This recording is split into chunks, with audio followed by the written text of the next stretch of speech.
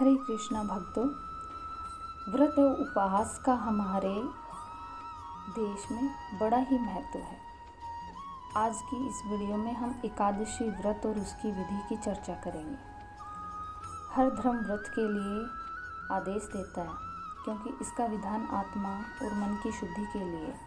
व्रत एवं उपवास करने से ज्ञान शक्ति में वृद्धि होती है और सद्विचारों को शक्ति प्रदान होती है।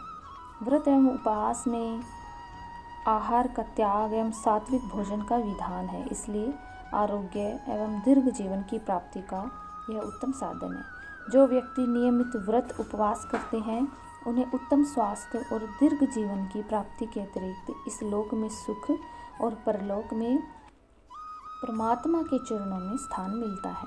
नारद पुराण में व्रतों की महिमा बताते हुए लिखा गया है कि गंगा के समान कोई अन्य तीर्थ नहीं, माँ के समान अन्य कोई गुरु नहीं, भगवान विष्णु जैसा कोई देवता नहीं और व्रत उपवास जैसा कोई तप नहीं। व्रतों में एकादशी को सर्वोपरि कहा गया है।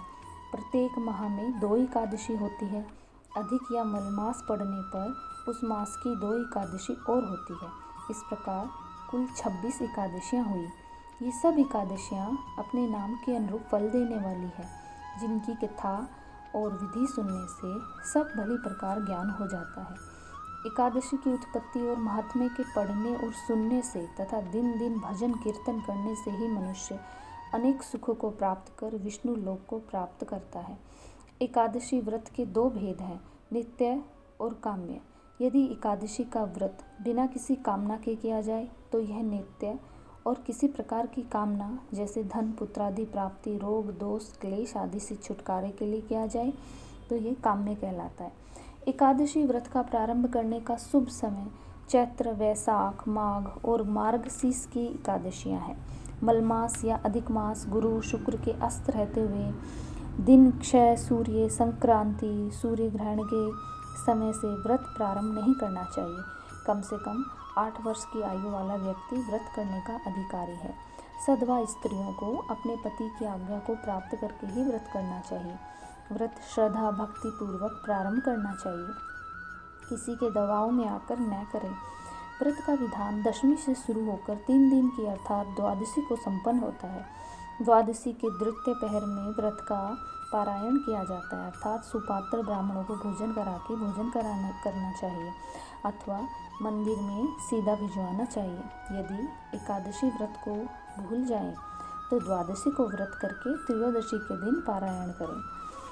व्रत के प्रथम दिवस अथवा दशमी के दिन से 3 दिन द्वादशी तक गंध, मांस, तांबूल, फूल, सहवास, उड़द, मसूर, चना, चावल आदि अन्न, तेल, शाक, शहद का त्याग करें।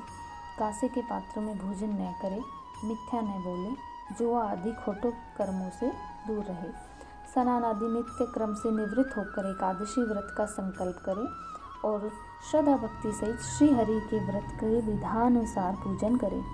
जप, हवन, पाठ, भजन, कीर्तन आदि में अपना समस्त दिन और रात व्यतीत करें। दिन में सोए नहीं।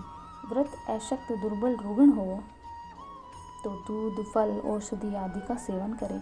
इस प्रकार व्रत करते हुए जब भी इच्छा हो व्रत का उद्यापन करके व्रत को समाप्त कर सकते हैं। व्रत का उद्यापन किसी योग्य आचार्य के द्वारा कराएं।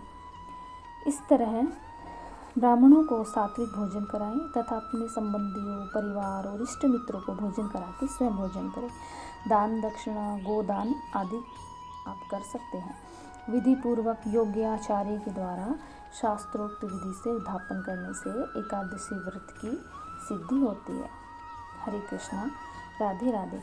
आगे आने वाली वीडियो में हम हर मास में आने वाले एकादशी की महिमा और उसका श्रवण करेंगे। राधे राधे भक्तों।